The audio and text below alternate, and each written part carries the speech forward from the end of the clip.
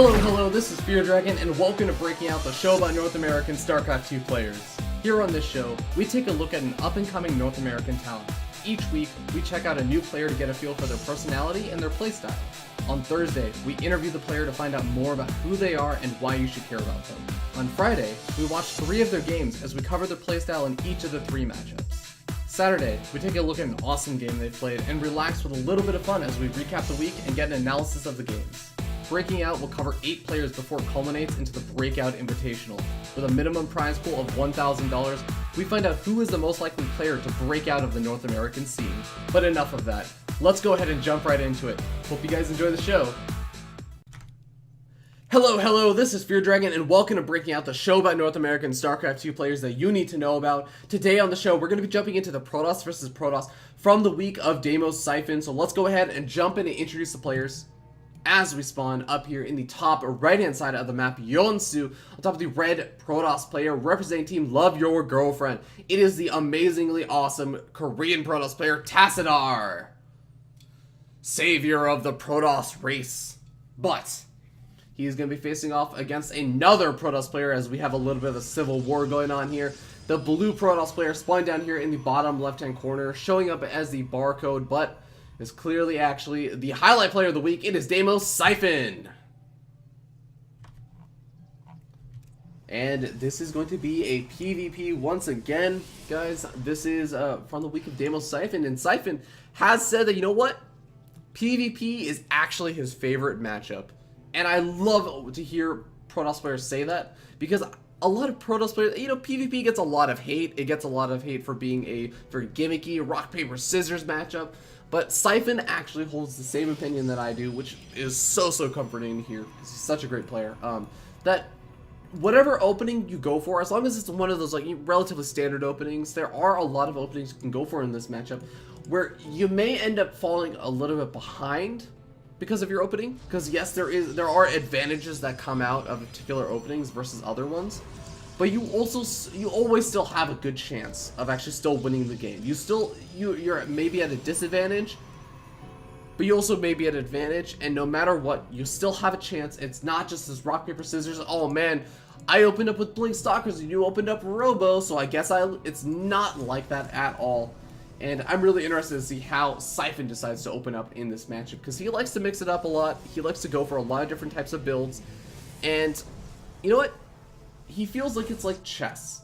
And I think that's a really great example, because he feels, you know what, when you win in a mirror matchup like PvP, or you know what, he may even feel the same way about ZvZ, TVT, it really is basically winning against someone who's on even footings. They have the same tools available.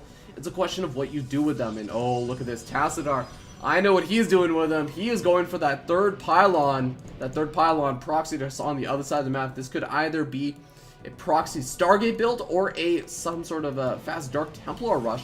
And you know, he got those guys pretty gosh darn early. Now Tassadar, he doesn't have that third pylon in his main base, and Siphonn has got to realize it. Siphonn has his probe scouting out in his opponent's main base and has got to be thinking, you know, where is your third pylon? If he's paying attention, it's going to be completely missing from this base. So to Siphonn react, he's getting out his own Mothership Core, he's getting out his Stalker, he's just getting up the pretty standard units, and I mean, his third pylon is actually in his main base, and he's going to be going for that Twilight Council now. This is a pretty interesting move.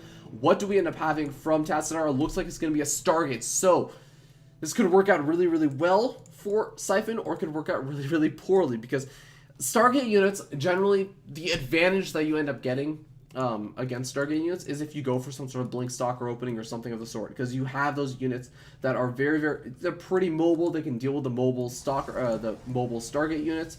And oh my god, look at this. Siphonn actually, he definitely realizes what's going on. He's scouting out with that Mothership Core for the proxy, and he does end up finding it. But I mean, if we end up seeing something else coming out from Siphonn, if we end up seeing like some sort of Dark Shrine coming out, which could very well be a possibility, because I mean, there's only one gateway, but no, he is going to just add on another gateway, get up that Blink, so he's going to be in a pretty good position to deal with this.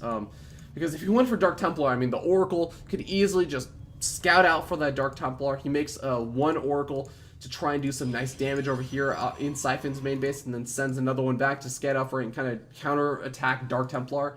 But that's not actually going to be the case, so Tassadar gonna have to try and deal with these Blink Stalkers, as there are quite a few, and actually you end up losing that Oracle thanks to the Photon Overcharge plus these 3 Stalkers.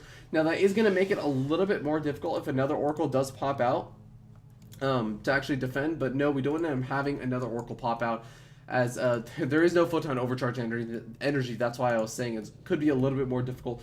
But with no additional Oracle popping out, I mean, Tassadar is going to be in a lot of trouble over here. I mean, Siphon even realizes that the Stargate's over here and knows the location of it, so he can go ahead and take out that Proxy Pylon. And because the Proxy Pylon, even if there's not anything being made from the Stargate, you can still use it for Zealot counter warp-ins if your opponent tries to move out and do a lot of damage. Now, I do want to note that Siphon has a probe on the other side of the map, has even a Proxy Pylon set up over there, so he could actually go for some big counter aggression now. I mean, 3 gateways already finished up, has a couple of Stalkers warped in over at home. I kind of like that decision because it allows him to sort of regroup and decide, does he want to go for the aggression or does he want to just go ahead and play a little bit more defensively and get up that natural expansion. And actually, based on the fact that he has this probe down here, this actually just may be a sort of scouting probe and a Proxy Pylon getting ready to do aggression later on, maybe Zealot warpins or such. But for now, it looks like it's going to be a little bit of scouting as he sees 2 Stalkers and a Zealot. That's actually, well, actually 2 Stalkers, 2 Zealots. Not actually super duper revealing, but I mean, Tassadar, he invested a lot into going for that early Stargate tech. So, I mean, it's the fact that he doesn't have any sentries could also be a little bit of a tell. He knows that there is the possibility of a Dark Shrine, which we do end up seeing over there.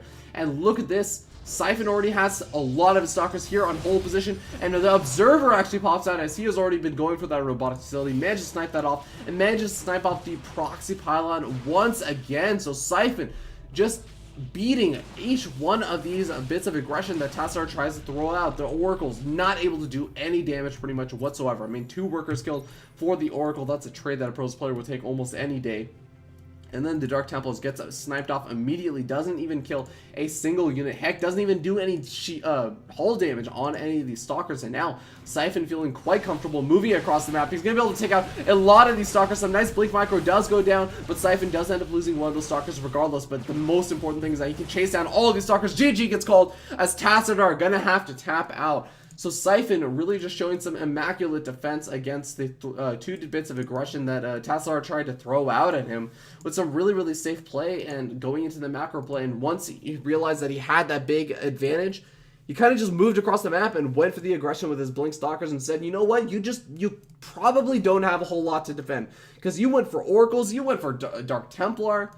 How in the world are you actually going to have any units to defend against such a straight up push that has an Observer ready to actually scout out any Dark Templar that you try and defend with? I mean, there's not a whole lot that Tassadar could do at that point. So really, really well done by Siphon. Nice try by Tassadar, but that is going to put an end to the game and a very, very quick end to the Protoss versus Protoss. So with that being said, that is actually going to put an end to today's series of games. If you're watching this over on twitch.tv/FearDragon64, I hope that you guys enjoy this, and I hope that you guys go ahead and check out those links over in the Twitch chat.